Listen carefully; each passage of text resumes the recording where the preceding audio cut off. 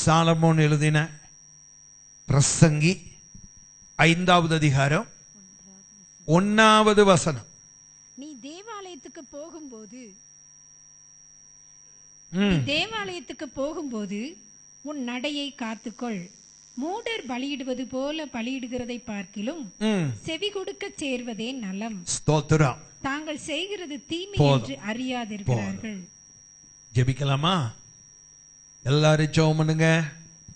ஹல்லேலூயா. கர்த்தாவே, என்னோடு பேசும், எங்களோடு பேசும் என்று நம்ம எல்லாரும் ஜெபிக்க போகிறோம்.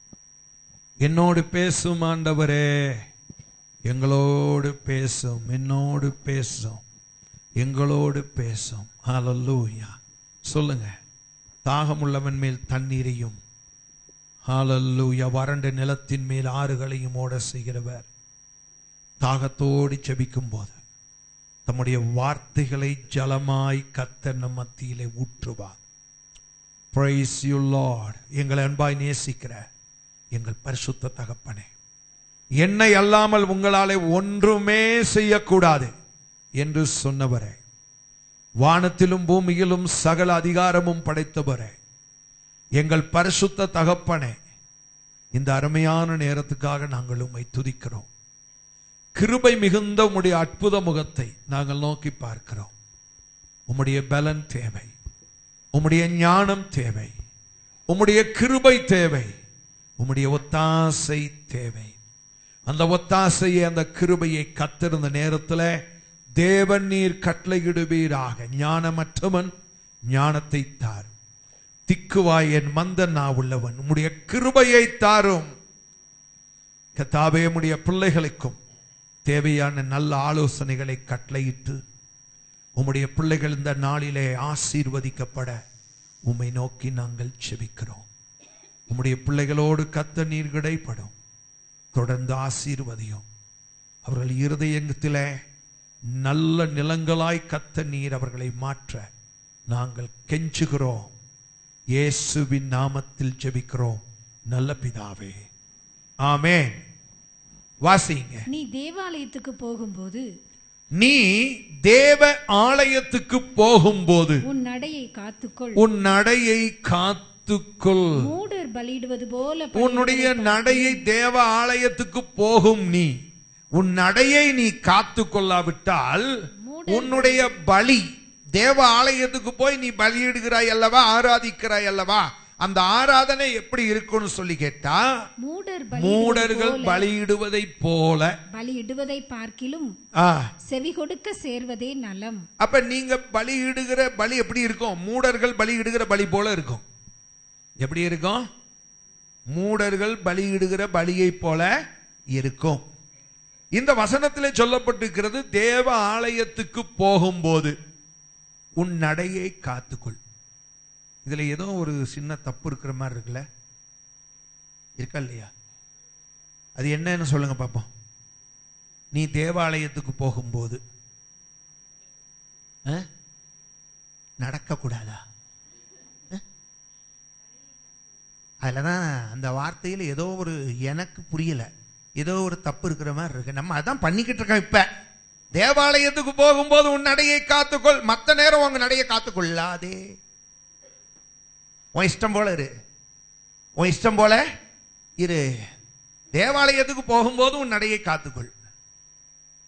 மற்ற நேரம், வாரத்தில் எத்தனை நாள் தேவாலயத்துக்கு போறோம்? எத்தனை நாள்? Only one day. ஒரே ஒரு நாள் தான் போறோம், அப்படித்தானுங்க? எத்தனை நாள் போறோம்? ஒரே ஒரு நாள் தான் போறோம். வாரத்தில் எத்தனை நாள் இருக்கு? 7 நாள். அப்ப பாக்கி 6 நாள் உன் இஷ்டம் போல இருன்னு அர்த்தமா? ஆண்டவர் நம்மளை அவுத்து விட்டாரோ? ஒரு நாள் மட்டும் உன் நடைய காத்துக்கோ, பாக்கி 6 நாளும் ஆராதிக்க வந்த உன்னை அவுத்து விட்டேன் போ. உன் இஷ்டம் போலதான், உன் இஷ்டம் போல. நீ எங்க வேணாலும் போகலாம், எப்படி வேணாலும் இருக்கலாம், நீ எதை வேணாலும் பேசலாம், எதை வேணாலும் கேட்கலாம், எதை வேணாலும் திங்கலாம், எதை வேணாலும் குடிக்கலாம், எதை வேணாலும் பார்க்கலாம், எப்படி வேணாலும் இருக்கலாம் அப்படின்னு 6 நாள் ஆண்டவர் திறந்து விட்ட மாதிரி இருக்குல்ல. நீ தேவாலயத்துக்கு போகும்போது உன் நடையை காத்துக்கொள். நம்ம பாருங்க, சில வேளைகள்ல நல்லா கவனிக்கணும். மாசத்துக்கு ஒரு நாள் ரொம்ப பரிசுத்தமா இருப்போம், அடுத்த நாள் கம்யூனியன்னா முந்தின நாள். அப்படிதானங்க? எதுவும் பேசிடக்கூடாது, ரொம்ப ஜாக்கிரதையா இருக்கணும். நாளைக்கு கம்யூனியன். அடுத்த 3 வாரம் எதை வேணாலும் பேசலாம். ஏன்னு கேட்டா 2வது வாரத்தில் கம்யூனியன் இல்லை. அப்ப ஏன் நம்ம நாவை காத்து நம்மளை பரிசுத்தமா வச்சிருக்கிறோம்? இந்த கம்யூனியனுக்காக. அப்படிதானங்க? ஏன்னா நம்மளை காத்துக்கிட்டோம். கம்யூனியன் எடுக்கணுங்க, தகுதியோட எடுக்கணும், பரிசுத்தத்தோட எடுக்கணும், இல்லையா? அப்ப பாக்கி 3 வாரம் எப்படி இருக்கும் நீங்க யோசிச்சு பாருங்க, இல்லையா? அப்ப தேவாலயத்துக்கு போற நேரம் உன் நடையை காத்துக்கொள். தேவாலயத்துக்கு போகும்போது உன் நடையை என்ன செய்? காத்துக்கொள். இந்த வார்த்தையில ஏதோ ஒண்ணு அப்படியே இடிக்குதா? சொல்லுங்க. அதை நம்ம கரெக்டா சொல்ல போறேன். தேவாலயத்துக்கு போகிற நீ உன் நடையை காத்துக்கொள். ஆமென். நான் பிரித்தெடுக்கப்பட்டவன் என்று சொல்லி பிரித்தெடுக்கப்பட்ட ஜனங்களோடு சேர்ந்து ஆராதிக்கும்படியாக வார வாரம் போகிறாயே, நீ உன்னுடைய நடையை காத்துக்கொள்ள வேண்டும். என்ன செய்ய? நீ உன் நடையை காத்துக்கொள்ள வேண்டும். அப்ப தேவாலயத்துக்கு போகும்போது உன் நடையை காத்துக்கிறது முக்கியம் அல்ல. தேவ ஆலயத்துக்கு போய் தேவனை எப்பொழுதும் ஆராதிக்கிற நீ உன்னுடைய நடையை காத்துக்கொள்ளணும். ஏன் நடையை காத்துக்கொள்ளணும்? வாசிங்க.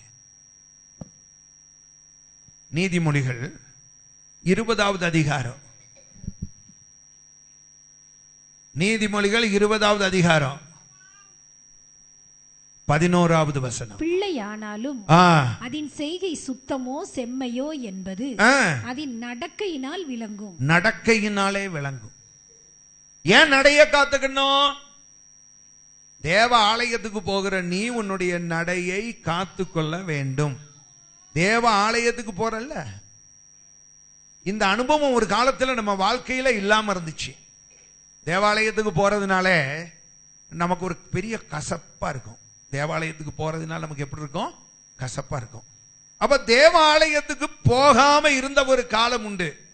ஆனா அன்றைக்கு நம்முடைய வாழ்க்கையே வேறு. இன்றைக்கு தேவ ஆலயத்துக்கு போகும் நீ உன் வாழ்க்கையில ஒரு மாற்றத்தை உடையவளாய் இருக்க வேண்டும். ஏனென்றால் நீ யார் என்பது உன் நடக்கையினாலே விளங்கும். ஆமே. உன் நடைய நீ காத்துக்கொள்ளணும். இங்க நடை என்று சொல்லும் போது நளினமான நடையா வீர நடையா அந்த நடைய குறிச்சு இங்க சொல்லல. வே ஆஃப் லைஃப், உன்னுடைய வாழ்க்கை முறை. ஆமே. நீ வாழ்கிற வாழ்க்கை இருக்கே, இத வச்சே நீ யார் என்பதையும் நீ எப்படிப்பட்டவன் என்பதை என்ன செய்யலாம்? கண்டுபிடித்து விடலாம். நீ யாரு, நீ எப்படிப்பட்ட ஆளு அப்படிங்கறத என்ன செய்யலாம்? கண்டுபிடிச்சிடலாம், இல்லையா? சொல்லுங்க. ஆகையினாலே நான் என்ன சொல்ல வரேன், தேவ ஆலயத்துக்கு போகாத ஒருத்தன் வாழ்க்கையில எப்படி நடந்தாலும் இவன் இப்படிதான் அப்படின்ட்டு போயிடுவான். அப்படித்தானே? இவன் இப்படிதான், இவன் என்னைக்கு நல்லதை பேசியிருக்கான், இவன் என்னைக்கு யாரை ஆசீர்வதிச்சிருக்கிறான், இவன் என்னைக்கு நல்ல ஒரு வார்த்தைகளினாலே மற்றகளை வாழ்த்தி இருக்கிறான், இவன் என்னைக்குமே இப்படித்தான், இவன் என்னைக்குமே இப்படிதான். ஆனா தேவ ஆலயத்துக்குள்ள ஒரு மனுஷன் வந்துட்டான்னு வைங்க, தேவ ஆலயத்துக்குள்ள வந்து ரொம்ப பக்தியா கத்தரை ஆராதிக்கிற தேவ மனுஷனா இருக்கிற ஒருத்தன் இப்படி பேசிட்டான்னு சொன்னா, இப்படி நடந்துட்டான்னு சொன்னா, இப்படி செஞ்சிட்டான்னு சொன்னா, யோ நீ செய்யலாமா? அப்படி நீ வேதக்காரன் இல்ல, நீ இப்படி செய்யலாமா? எவ்வளவு நேரம் ஜெபம் பண்ற, நீ இப்படி இருக்கலாமா? நீ இப்படி இருக்கலாமா? எத்தனை பேருக்கு பைபிளை பத்தி பேசுற, நீ இப்படி இருக்கலாமா? உன் வாயில இருந்து இப்படி வார்த்தை வந்திருக்கலாமா? கேட்கிறானா இல்லையா? கேட்கிறானா இல்லையா? அப்படின்னா தேவாலயத்துக்கு போகாத எவனும் எப்படி இருக்கட்டும், தேவாலயத்துக்கு போகிற நீ உன் நடையை காத்துக்கொள்ள வேண்டும். காரணம், உன் நடக்கையினாலே, வே ஆஃப் லைஃப், உன்னுடைய நடக்கையினாலே நீ யார் என்பதை இந்த உலகம் புரிந்து கொள்ளும். புரியுதா? உன்னுடைய நடக்கையினால் நீ யார் என்பதை இந்த உலகம் புரிந்து கொள்ளும். ஆகையினால் தேவனுடைய பிள்ளைகளாய் இருக்கிற நம்ம எப்பொழுதுமே நம்முடைய நடையை காத்துக்கொள்ள வேண்டும். நம்முடைய நடையை என்ன செய்யணும்? காத்துக்கொள்ளணும். தேவாலயத்துக்கு போகும்போது மாத்திரமல்ல, தேவ ஆலயத்துக்கு போகிற நீ எப்பொழுதும் உன் நடையை காத்துக்கிடணும். காரணம், பிள்ளையாண்டான், அவருடைய பிள்ளைகள் நாம். பிள்ளையாண்டான் அவன் எப்படிப்பட்டவன் என்பது அவனுடைய நடக்கையினாலே விளங்கும். சரியா? அவனுடைய நடக்கையினாலே விளங்கும். நீங்க வேதத்துல வாசிச்சு பாருங்க. நம்ம நினைக்கிறோம் ஜெபிக்கிறவர்கள் எல்லாம் தேவனால் உண்டானவர்கள் என்று. அப்படித்தானுங்க? ஜெபிக்கிறவர்கள் அத்தனை பேரும் தேவனாலே உண்டானவர்கள் அப்படின்னு நம்ம நினைக்கிறோம். வேதத்துல நீங்க வாசிச்சு பார்த்தீங்கன்னா, அவன் ஜெபிக்கிற ஜெபத்தை வச்சே அவன் யாருன்னு கண்டுபிடிச்சிடலாம். அவன் ஜெபிக்கிற ஜெபத்தை வச்சே அவன் யார் என்பதை என்ன செய்யலாம்? கண்டுபிடித்து விடலாம். அவன் ஜெபிக்கிற ஜெபம், அந்த ஜெபத்தை வைத்தே அவன் யார், அவன் பேசுகிற வார்த்தை அதை வைத்தே அவன் யார், அவன் இருக்கிற இடம் அதை வைத்தே அவன் யார் என்பதை எளிதாக கண்டுபிடிக்கலாம். கண்டுபிடிக்கலாமா? சொல்லுங்க. கண்டுபிடிக்கலாம்ல? ஜெபிக்கிற ஜெபத்தினால் எப்படி கண்டுபிடிக்க முடியும்? மார்க் எழுதின சுவிசேஷம் 5வது அதிகாரம் 6-7 வசனத்தை வாசித்து பாருங்க. மார்க் எழுதின சுவிசேஷம் 5வது அதிகாரம் 6-7 வசனங்கள். அவன் இயேசுவை தூரத்திலே கண்டபோது ஓடி வந்து ஓடுற ஓட்டத்தை பத்தி நான் உங்க கூட கம்பேர் பண்ணல. ஏன்னு கேட்டா, இயேசு படகுல இருந்து இறங்கினாரு. இறங்கின உடனே பார்த்தீங்கன்னா, நல்லா கவனிக்கணும். இயேசு படகுல இருந்து இறங்கினாரு. இறங்கின உடனே ஒருத்தன் எங்க இருந்தான்? இவன் எங்க இருந்தான்? பங்களாவில். அப்படியே எங்க இருந்தான்? கல்லறையில். இவன் எங்க? அவருடைய இடமே இதுதான். சொல்லுங்க. அவருடைய டைனிங் ரூம் எங்க தான் இருந்துச்சு? ஆமா. அவருடைய பாத்ரூம் எங்க தான் இருந்துச்சு? கல்லறையில தான். அவருடைய ரெஸ்ட் ரூம் எங்க தான் இருந்துச்சு? கல்லறையில தான். அவருடைய பெட்ரூம் எங்க தான் இருந்துச்சு? கல்லறையில தான். எல்லாமே கல்லறையில தான். அவன் அங்கதான் இருந்தான். அங்க இருந்துதான் பாத்தீங்கன்னா, அவன் பார்த்துக்கிட்டு இருக்கிற நேரம் இயேசுநாதர் என்ன பண்ணாரு? அங்க படகை விட்டு இறங்கி அப்படி அப்படி இறங்கின உடனே இறங்கி வருகிறார். வரங்கின உடனே இவன் வரும்போது வாசிங்க. அவன் இயேசுவை தூரத்திலே கண்டபோது ஓடி வந்து ஆமென். எப்படி கண்டானா? இயேசுவை பார்க்கறதுக்கு எப்படி ஓடி வந்தான்? எப்படி வந்தானா? சொல்லுங்க. இயேசுவை அவன் ஓடி வர்றதை பார்த்தா, உங்களை காட்டிலும் நல்ல விசுவாசி. அப்படித்தானேங்க? ஏன்னா உங்களில் சிலர் பார்த்தீங்கன்னா 8 மணிக்கு கூட ஆராதனைக்கு வந்தீங்க. அப்படித்தானேங்க? சிலர் 7:30க்கு வந்தீங்க. எல்லாம் நான் பார்த்துக்கிட்டு தான் இருக்கேன். உங்களை தான் கண்ணை மூடி ஆராதிக்க சொல்லுவேன். நான் கண்ணை திறந்து ஆராதிப்பேன். ஏன்னு கேட்டா, எத்தனை பேர் கரெக்ட் டைமுக்கு வராங்க? இப்போ சொல்லட்டுமா யார் யார் எந்தெந்த டைமுக்கு வந்தீங்கன்னு? சரி, பார்த்தீங்கன்னு சொன்னா ஓடி வந்தான். உங்களில சிலர் ரொம்ப நேரம் ரொம்ப சூப்பராக ஓடி வந்தீங்க. பரவாயில்ல. ஆனால் இயேசுவை கண்டு ஓடி வந்தீங்களா எப்படின்னு தெரியல. அப்போ இயேசுவை கண்டு, ஆமாம், அவன் ஓடி வந்ததை பார்த்தா உங்களை காட்டிலும் he was better. பரவாயில்ல. இயேசுவை கண்ட உடனே ஓடி வந்தான். உங்களை காட்டிலும் பரவாயில்லையா இல்லையா? சொல்லுங்க. ஓடி வந்து அவரை பணிந்து கொண்டு, அது நம்ம எல்லாருமே செஞ்சோம். ஆனால் லேட்டா வந்தவங்களுக்கு சான்ஸ் கிடைக்கல. அப்படித்தானுங்க?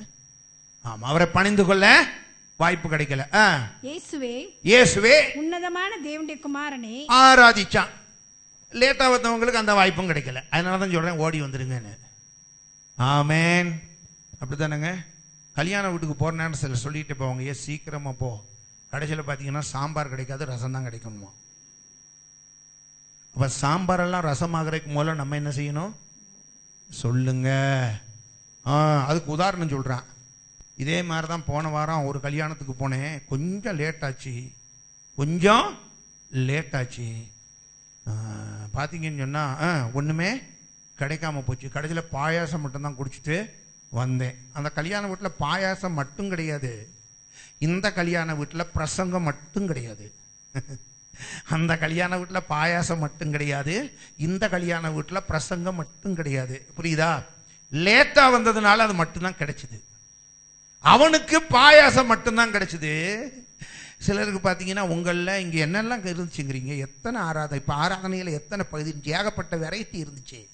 எடுத்த உடனே ஸ்தோத்திரம், ரெண்டாவது பாடல்கள், மூணாவது பாடல்களோடு ஆராதனை, நான்காவது ஆவியிலே நிறைந்த அந்நிய பாஷைகளோடு அபிஷேகம், அத்தனை இருந்துச்சா இல்லையா? ஆனால் அத்தனையும் சாப்பிட்டீங்களா? தீந்து போச்சு. நீ வர்றதுக்கு மேல தீந்து போச்சு. அது என்ன செஞ்சிருச்சு? என்ன சொல்ல மாட்டேங்கிறீங்க? தீந்து போச்சு. கடைசியில் என்னதான் கிடைச்சது? லேட்டா போனவங்களுக்கு கல்யாண வீட்டில் பிரசங்கம், கல்யாண வீட்டில் பாயாசம். இங்க லேட்டா வந்தவங்களுக்கு ஒன்லி பிரசங்கம். சிலருக்கு பார்த்தீங்கன்னா பிரசங்கத்தோட சாம்பாரோட சோறு கிடைக்கல, இங்க வந்தவங்களுக்கு சிலருக்கு ரசத்தோட சோறு கிடைச்சது. ஏன்னா அவங்க ஒரு அரை மணி நேரம் தான் லேட்டா வந்தாங்க. புரியுதா? ஆனா சாம்பார் கிடைக்கல. பக்கத்து இலையை பார்த்தாங்க, பொரியல் இருந்துச்சு.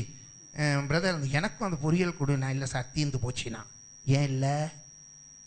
லேட்டா வந்தேன். ஆனா அவன் ஓடி வந்தான். அவன் என்ன செஞ்சான்? அவன் ஓடி வந்தான். ஆனா நீங்க ஓட மறந்துட்டீங்க. அவன் அப்படித்தானுங்க. அவன் ஓடி வர்ற நேரத்தில் தான் நீங்க முகம் கழுவிக்கிட்டு இருந்தீங்க. அது 3 கிலோமீட்டருக்கு அந்த பக்கத்துல இருந்து அந்த நேரம் முகம் கழுவிக்கிட்டு இருந்தா உங்களுக்கு பாயாசம் கிடைக்குமா? நல்ல வேலை பாயாசமாவது கிடைச்சது, பிரசங்கமாவது கிடைச்சது. இன்னும் ஒரு அரை மணி நேரம் கழிச்சு வந்தா இதுவும் கிடைச்சிருக்காது. கத்தருக்கு என்ன இதுக்கு ஒரு தோத்திரம் சொல்ல முடியுமா பாஸ்டர்? இவ்வளவும் சொல்லறிய. இப்ப கவனிங்க. அப்ப என்ன நடந்துச்சு?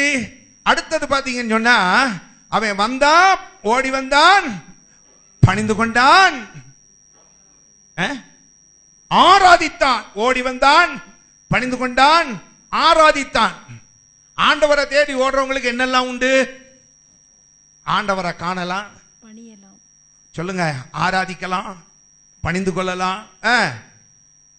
வாசிங்க. ஏனெனில் அவர் அவனை நோக்கி, எனக்கு உமக்கும் என்ன, என்னை வேதனைப்படுத்தாத படிக்கு தேவன் பேரில் உமக்கு ஆணை என்று மிகுந்த சத்தமிட்டு சொன்னான். ஏனெனில் அவர் அவனை நோக்கி, அசுத்தாவியே, இந்த மனுஷனை விட்டு புறப்பட்டு போய் என்று சொல்லி இருந்தார். சரி, நீங்க இந்த வசனத்தை வாசிச்சு பாருங்களேன், என்ன சொல்லி இருக்குன்னு பாப்போம். 6-7 வசனங்களை நீங்க வாசிச்சு பார்த்தீங்கன்னா 8வது வசனத்துல புறப்பட்டு போய் என்று சொன்னார். அப்பொழுது அவர் அவனை நோக்கி, உன் பேர் என்னவென்று கேட்டார். அதற்கு அவன், அதெல்லாம் வேண்டாம், இப்ப விட்டுருவோம். இப்ப என்னன்னு கேட்டீங்கன்னா, உடனே ஒரு ஜெபம் பண்ண ஆரம்பித்தான். அப்ப அவன் செய்யாததுதான் என்ன? எல்லாம் செஞ்சான். இயேசுவை கண்டவனே ஓடி வந்தான், பணிந்து கொண்டான், ஆராதித்தான், ஜெபமும் பண்ணினான். ஜெபம் நம்ம தான் பண்ணுவோம்ல, ஜெபமும் பண்ணினான். ஆனா இதெல்லாம் செஞ்சதை பார்த்தா, ஓடி வர்றதை பார்த்தா அவன் அருமையான விசுவாசி, பணிந்து கொண்டதை பார்த்தால் தாழ்மை உள்ள விசுவாசி, ஆராதிச்சதை பார்த்தா ஆராதிக்கும் விசுவாசி. அவன் ஜெபம் பண்ற நேரத்துல தான் அவன் யாருன்னு தெரிஞ்சது. என்னன்னு கேட்ட, ஆண்டவரே எங்களை வேதனைப்படுத்தாதையும், ஆண்டவரே உம்மிடத்தில் ஒரு விண்ணப்பத்தை வைக்கிறேன். கண்ணீரோடு விண்ணப்பம் வைத்தான். என்ன விண்ணப்பம் தெரியுமா? ஆண்டவரே நாங்கள் அநேகராயிருக்கிறோம், அங்க பாரும் 2000 பன்னிகள் இருக்கிறது. ஆண்டவரும் பார்த்தாரமா, 2000 மணி கரெக்டா இருக்கே, நாங்கள் 2000 பேர் இருக்கிறோம், நாங்கள் 2000 பேரும் 2000 பன்னிகளுக்குள்ளே போக கட்டளையிடும் சொன்னா பாருங்க. ஓடி வந்ததை பார்த்தா விசுவாசி தான், பணிந்து கொண்டதை பார்த்தா விசுவாசி தான், ஆராதிச்சதை பார்த்தா விசுவாசி தான், ஜெபிக்க ஆரம்பித்தான் பாருங்க முழங்கால் போட்டு, அப்பையும் விசுவாசி தான், விசுவாசியா தான் தெரிஞ்சான். ஆனால் ஜெபம் பண்ண ஆரம்பிச்சான் பாருங்க. எதுக்குள்ள போறோம்? நாங்க 2000 பேய்கள் 2000 பன்னிகளுக்குள்ள போறோம்னு சொன்னா பாருங்க. அதுல இருந்து தான் தெரிஞ்சது இவனுக்குள்ள இருக்கிறது பிசாசு. எதை வச்சு? அவன் பண்ணின ஜெபத்தை வச்சு. இததான் ஆண்டவர் சொல்லுகிறார், பிள்ளையாண்டான் எப்படிப்பட்டது என்பது அவனுடைய நடக்கையினாலே விளங்கும். அவனுடைய நடக்கையினாலே விளங்கும். தாயின் கருவிலே உருவாகும் முன்னே ஆண்டவர் யாக்கோபை தெரிந்து கொண்டார், சிநேகித்தார். இல்லையா? ஓப்பனாவே சொல்லிட்டாரு, ஏசாவை வெறுத்தேன், யாக்கோபை சிநேகித்தேன். அப்ப தேவனால் நேசிக்கப்பட்ட மனுஷன் யாரு சொல்லுங்க? யாக்கோபு. இந்த யாக்கோபு என்ன பண்ணா? தன்னந்தனியே போய் உட்கார்ந்து படுத்து கிடக்கிறான் வனாந்தரத்துல. அப்படி வனாந்தரத்துல படுத்து இருக்கும் போது ஆண்டவர் அவனுக்கு தரிசனமாகிறார். தரிசனமாகி, யாக்கோபே பயப்படாதப்பா, கலங்கி போய் இருக்கிறான். ஆண்டவரை பார்த்து இந்த ஆத்திர அவசரத்துக்கு கூப்பிடுறது கூட அவனுக்கு ஒரு கில்ட்டி கான்சியஸ் அவனுக்கு இருக்கு, குற்றமுள்ள மனசாட்சி. ஏன்னா ஒரு நாள் ஆண்டவரை தேடினதே கிடையாது. ஆகையினால் இந்த ஆத்திரத்துல மட்டும் எப்படி ஆண்டவரை கூப்பிடுறதுன்னு சொன்ன போது ஆண்டவரோ அவன் கூப்பிடல, கர்த்தர் அவனுக்கு தரிசனமானார். தரிசனமாகி ஆண்டவர் சொன்னாரு, பேசினாரு. அப்பொழுது ஆண்டவர், அவன் சொல்லுகிற, ஆண்டவரே என் நிலைமையை பாரு, கோலும் தடியுமாக தான் போறேன், என்னுடைய நிலைமையை பாரு, வனாந்தரத்தில் வந்து படுத்திருக்கிறேன், தலை வச்சு படுக்க ஒரு தலையணை இல்லை, என் நிலைமையை பாரு ஆண்டவரே. ஆண்டவர் சொன்னாரு, நான் உன்னை ஆசீர்வதிப்பேன், நீ படுத்திருக்கிற இந்த இடத்தை நான் உனக்கு தருவேன். ஆமென், நான் உனக்கு தருவேன். இவன் அதுக்கு ஆண்டவர்கிட்ட சொன்ன, ஆண்டவரே நீர் என்னை இப்படி போறேன் பரிதாபமான நிலைமையில, நீர் என்னை ஆசீர்வதிப்பீரே, ஆனால் நான் உமக்கு என் ஆசீர்வாதங்கள் எல்லாவற்றிலும் தசம பாகத்தையே கொடுப்பேன் என்று ஒரு பொருத்தனை பண்ணிட்டு லாபான் வீட்டுக்கு போறான். அங்க போன இடத்துல எப்படியோ ஆசீர்வாதங்கள் அவனுக்கு பெருகியது, நிறைவான ஆசீர்வாதங்கள் அவனுக்கு உண்டானது. கொஞ்சம் தாமே சம்பாதிச்சான், சிலதை கர்த்தர் அவனுக்கு கொடுத்தார். எல்லா ஆசீர்வாதங்களையும் சம்பாதிச்சுட்டு திரும்ப பார்த்தீங்கன்னா தகப்பனுடைய தேசத்துக்கு வர வேண்டிய ஒரு சூழ்நிலை உண்டானது. உண்டாச்சா இல்லையா? புறப்பட்டு வர்ற நேரத்தில் அவன் என்ன பண்ணான் தெரியுமா? பெத்தேலுக்கு போக வேண்டாம். ஏனென்றால் பெத்தேலுக்கு வந்தா இங்க ஒரு பலிபீடத்தை கட்டுவேன், அங்கே நான் உமக்கு தசம பாகத்தை கொடுப்பேன், இதெல்லாம் நான் பொருத்தனை பண்ணியிருக்கிறேன். அங்க போனா இங்க வர்ற ஆசீர்வாதத்தில் 10ல் 1 அங்க கொடுத்தாகணும். ஏன்னா சொல்லிவிட்டேன். அப்போ ஒன்று செய்வோம், தப்புறதுக்கு ஒரே வழி, பெத்தேலுக்கு போகாம சுக்கோத்துக்கு போயிடுவோம். எங்க போயிடுவோம்? ஆமா, பெத்தேலுக்கு போகவே இல்லை. ஐயா நேரம் எங்க போயிட்டாரு? இதுல இருந்து நீங்க என்னத்தை புரிஞ்சுக்கிட்டீங்க? ஜெபம் பண்ண வேணா, ஆண்டவர்கிட்ட பொருத்தனை பண்ண வேணா, ஆனாலும் அவன் உண்மையுள்ளவன் அல்ல, தன் வார்த்தையிலே உண்மை உள்ளவன் அல்ல. கர்த்தர் அவனை சிநேகித்தார், ஆனால் பெத்தேலுக்கு போகாமல் பெத்தேலிலே இருக்க வேண்டிய நேரத்திலே அவன் பெத்தேலிலே இல்லாமல் சுக்கோத்தில் இருந்தான். பாருங்க, அவன் எங்க இருந்திருக்கணும்? பெத்தேல்ல. ஆமென். எங்க இருந்திருக்கணும்? அவன் பெத்தேல்ல இருந்திருக்கணும். ஆனா அவன் எங்க இருந்தான்? பெத்தேலிலே இருக்க வேண்டிய நேரத்தில் அவன் சுக்கோத்திலே இருந்தபடியினால் அவன் யார் என்பது தெரியுமா தெரியாதா? சொல்லுங்க.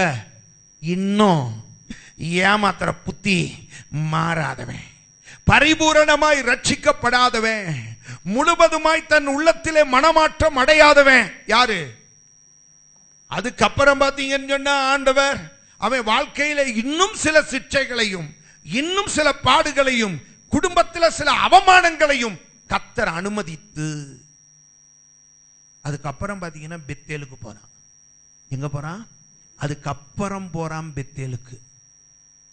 ஏன் சுக்கோத்துக்கு போனா? பெத்தேலுக்கு போகாம இருக்கிறக்காக தான் சுக்கோத்துக்கு போறான். நம்ம செய்கிற காரியங்கள் நம் யார் என்பதை வெளிப்படுத்தும். ஆகையினாலே தேவ ஆலயத்துக்கு போகிற நீ உன் நடையை காத்துக்குள், உன் நடக்கை இருக்கிறது இல்லையா, அந்த நடக்கை நீ யார் என்பதை வெளிப்படுத்தும். உன் நடக்கை நீ யார் என்பதை என்ன செய்யும்? வெளிப்படுத்தும். இப்ப கவனிங்க, நான் 1-2 பேரை நான் சொல்லி நான் செபிக்க விரும்புகிறேன். வாசிங்க. அப்படி தங்கள் செய்கையினாலே தான் யார் என்பதை வெளிப்படுத்தின சிலர். வாசியுங்கள். லூக்கா எழுதின சுவிசேஷம் 24வது அதிகாரம் 1வது வசனம். வாரத்தின் முதலாம் நாள் அதிகாலையிலே தாங்கள் ஆயத்தம் பண்ணின கந்த வர்க்கங்களை அவர்கள் எடுத்துக்கொண்டு, நல்லா கவனிக்கணும், வாரத்தின் முதலாவது நாள் அதிகாலையிலே தாங்கள் ஆயத்தம் பண்ணின கந்த வர்க்கங்களை அவர்கள் எடுத்துக்கொண்டு, தாங்கள் ஆயத்தம் பண்ணின கந்த வர்க்கங்களை அவர்கள்னா சில ஸ்திரீகள், மகதலேனா மரியாளும் சில ஸ்திரீகளும் அதை எடுத்துக்கொண்டு வேறு சில ஸ்திரீகளோடும் கூட கல்லறையினிடத்தில் இயேசு கிறிஸ்துவினுடைய கல்லறையினிடத்திற்கு வந்தார்கள். இயேசு கிறிஸ்துவினுடைய கல்லறையினிடத்திற்கு அவர்கள் வந்தார்கள். இந்த இயேசு கிறிஸ்து, கவனிக்கணும், இயேசு யாரம்மா அது செல்ல வச்சிருக்கிறது?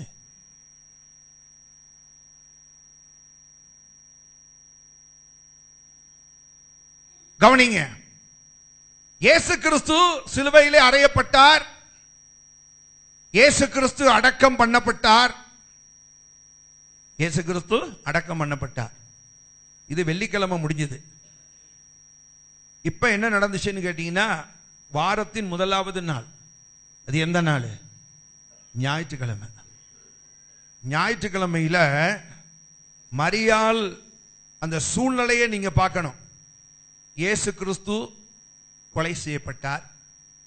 அவரோடு இருந்தவர்களுக்கு, அந்த நாட்களிலே இருந்த ராயனும் மற்றவர்களும் வேதனைகளை கொடுத்த ஒரு நேரம்.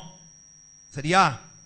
இயேசு கிறிஸ்துவை தேடி வருகிறவர்கள் யாரா இருந்தாலும், அவருடைய கல்லறையினிடத்திலே யாராவது வந்தா அவருடைய ஆட்கள் என்று சொல்லி கைது செய்யப்படுகிற, அவர்களும் உபத்திரவத்திற்கு உட்படுத்தப்படுகிற ஒரு நேரம்.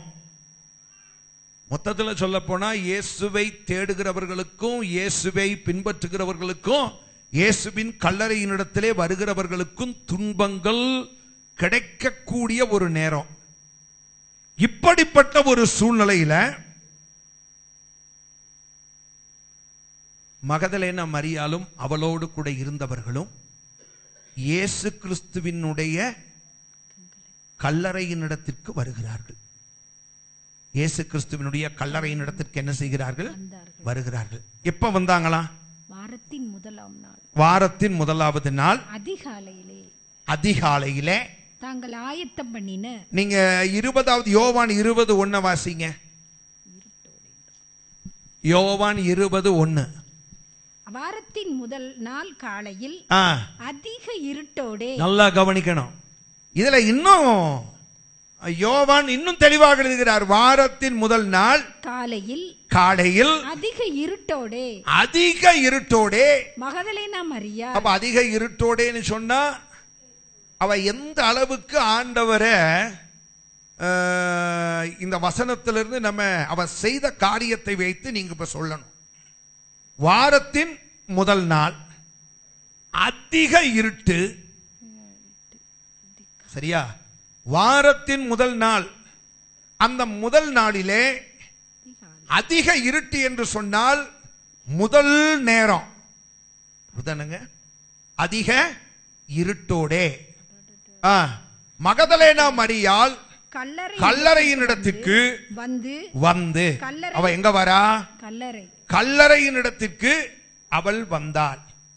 அப்ப நீங்க பாத்தீங்கன்னா, வாரத்தில் முதல் நாள், அந்த முதல் நாளிலே முதல் பகுதி, அந்த முதல் நாளில முதல் பகுதி அது யாருக்கு?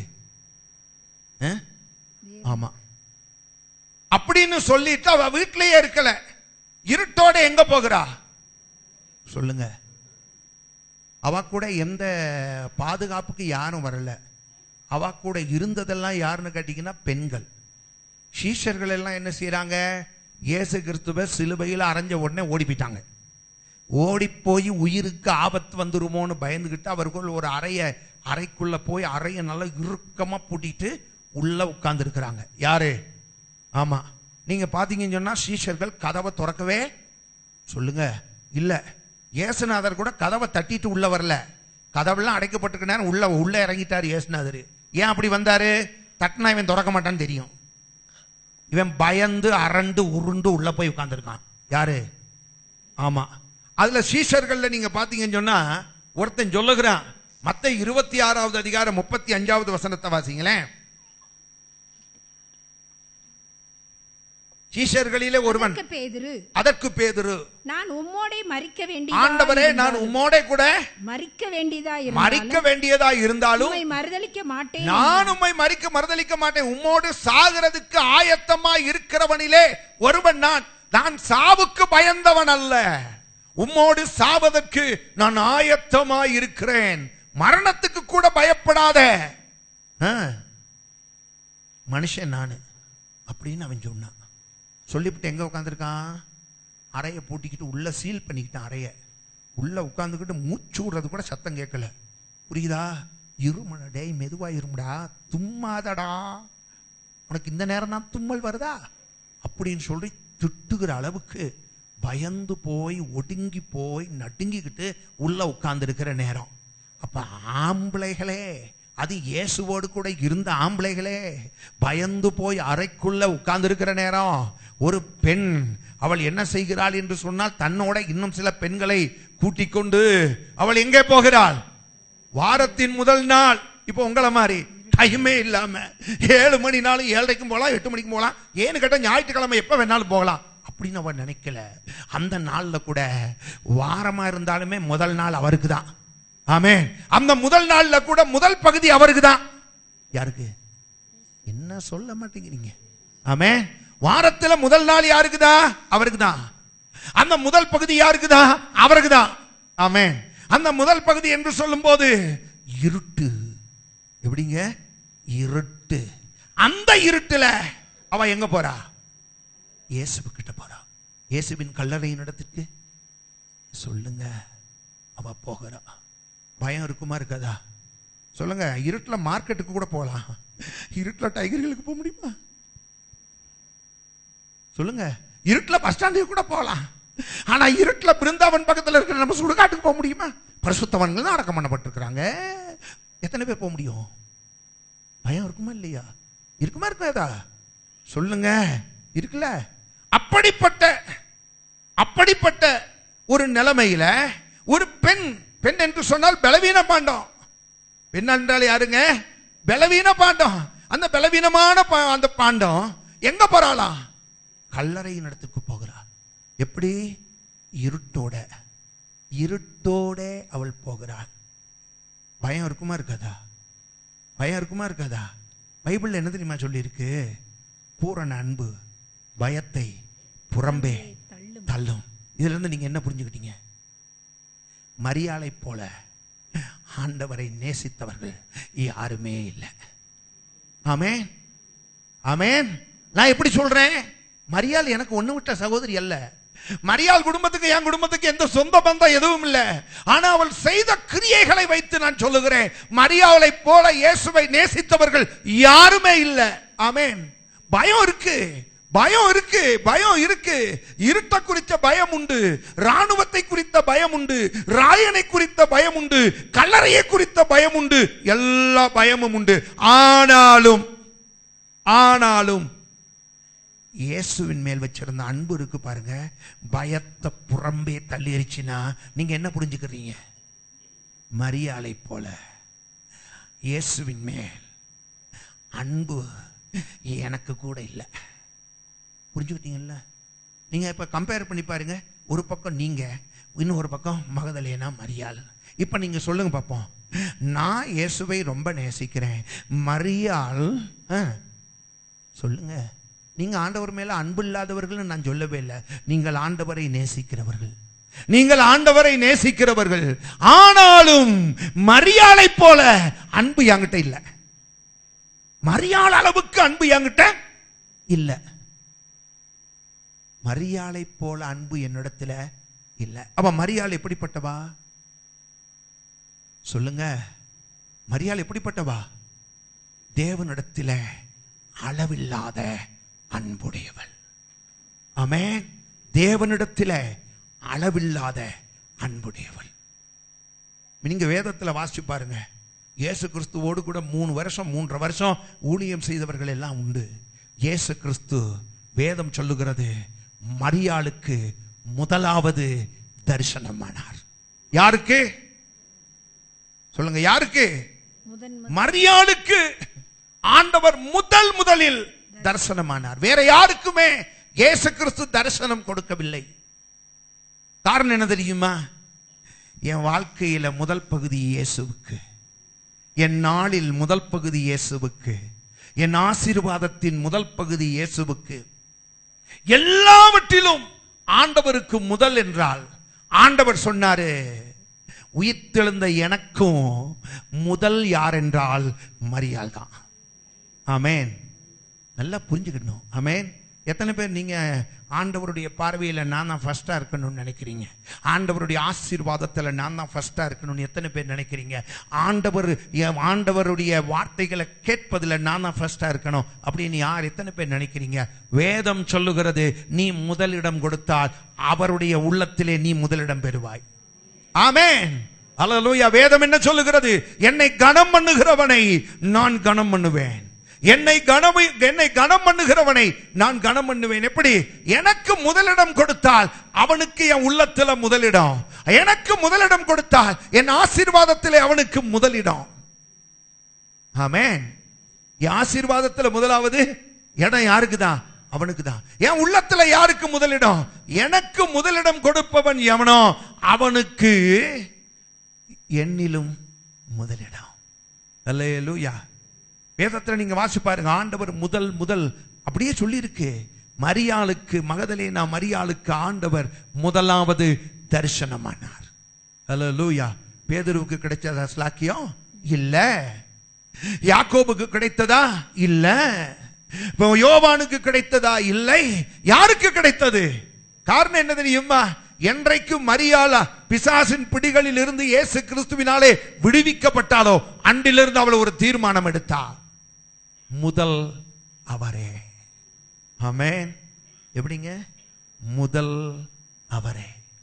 ஆண்டவர் பார்த்தாரு, தரிசனம் முதலாவது மரியாளுக்கு. அல்லேலூயா. யாருக்குங்க?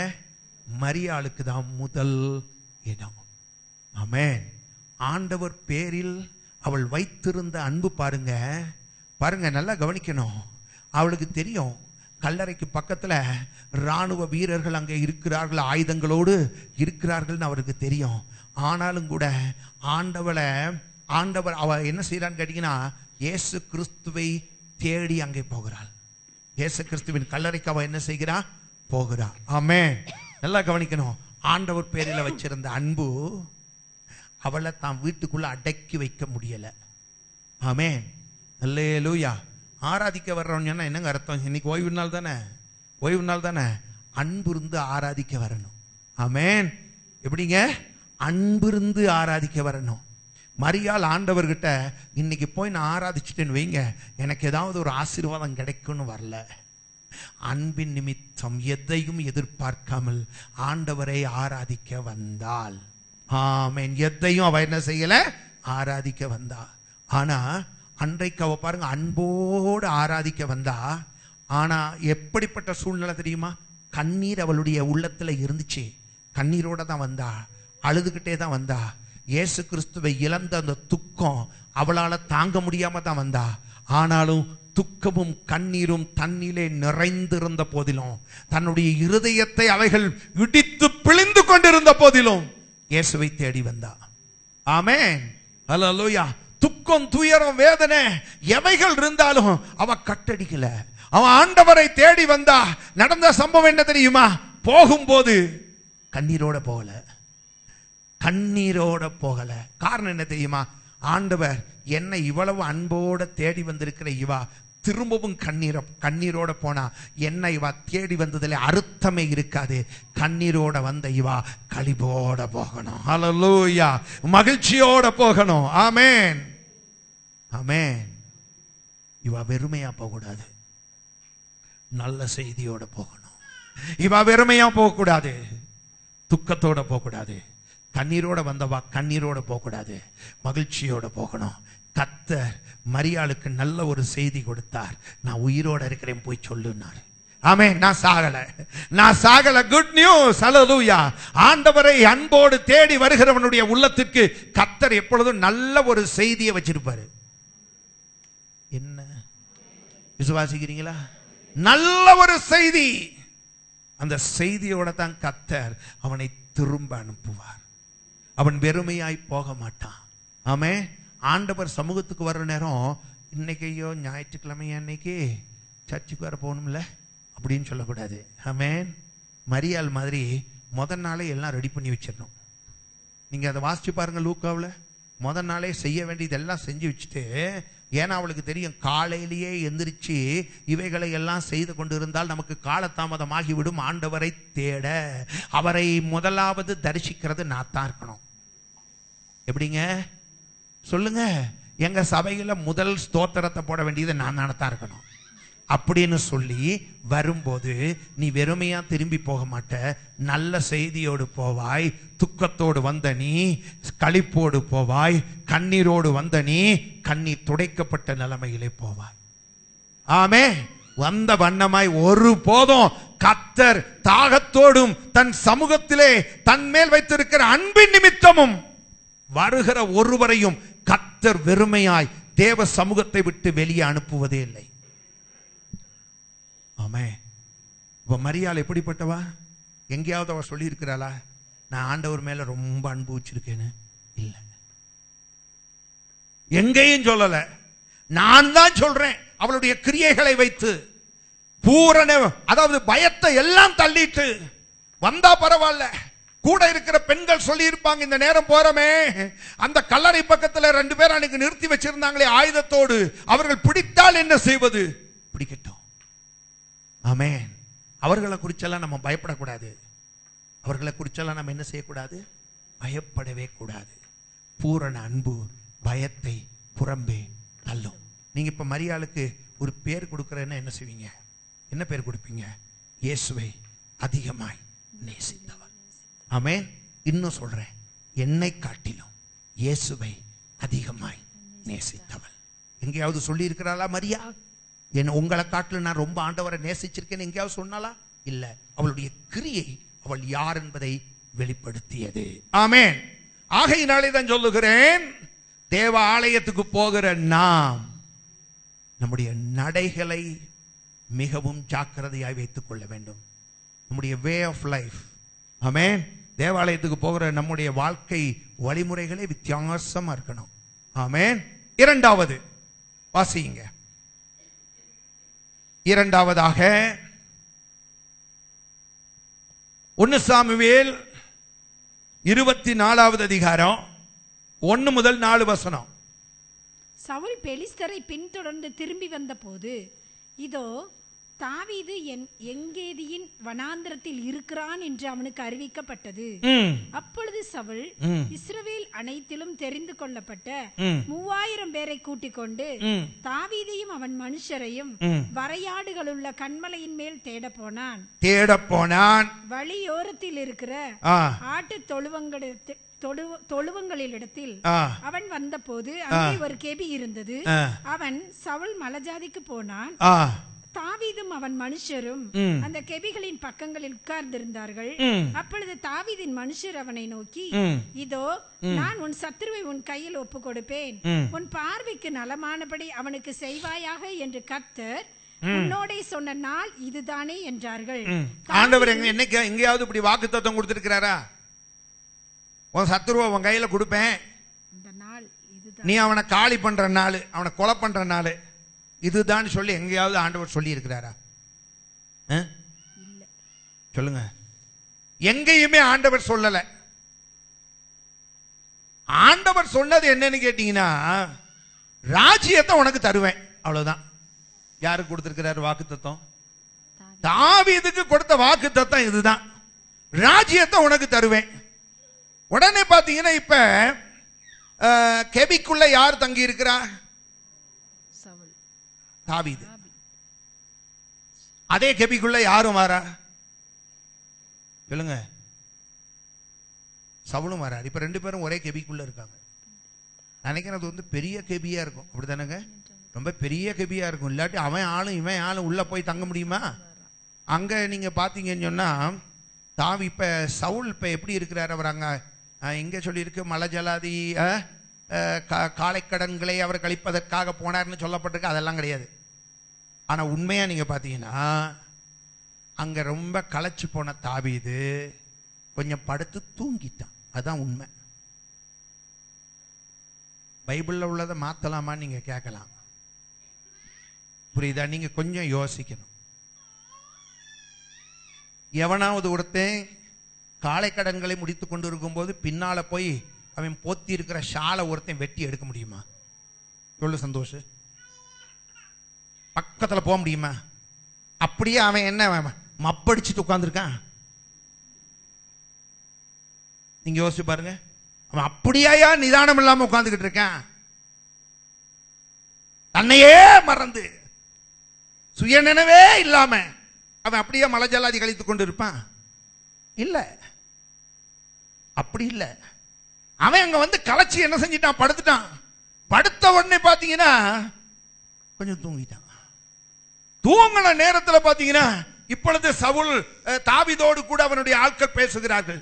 உன் சத்துருவை உன் கையில கொடுப்பேன் ஆண்டவர் சொல்லியிருக்கிறார்ல, அது இந்த நாள் தான். ஆண்டவர் ஒரு இடத்துல கூட தாவீது கிட்ட அப்படி சொல்லவே இல்லை, உன் சத்துருவை உன் கையில கொடுப்பேன், நீ அவனை தலையில போட்டு தள்ளுற நாள் அந்த நாள் சொல்லவே இல்லை. என்னன்னு கேட்டீங்கன்னா ராஜ்யத்தை உனக்கு தருவேன்னு சொன்னார் பாருங்க. உடனே இவனே ஒரு அசியம் பண்ணிக்கிட்டான். எப்படி ராஜ்யத்தை தருவேன்னு எப்ப தருவாரு? இவனை காலி பண்ண தானே தருவாரு. அவ காலி பண்ணிடுவோம். வசனத்தை தவறாக கர்த்தர் கொடுத்த வாக்குத்தத்தத்தை, கர்த்தர் கொடுத்த வசனத்தை தவறாக நாம் செயல்படுத்த முற்படக்கூடாது. ராஜ்யத்தை தருவேன்னா ஏன் கர்த்தரே அவன் காலம் முடிஞ்சவனே நம்ம கையில கொடுக்க கூடாதா? அது இந்த நாள் தான், போட்டு தள்ளுன்ட்டான். அவன் சொல்லிட்டான், இல்லல்லப்பா, இது அபிஷேகம், தேவனால அபிஷேகம் பண்ணப்பட்ட மனுஷன் மேல நாங்க என்ன செய்ய மாட்டேன், கை போடவே மாட்டேன். அவன் தூங்கட்டும், என்ன ஆனாலும் சரி, நான் தொடவே மாட்டேன் அப்படின்னு சொல்லிட்டான்.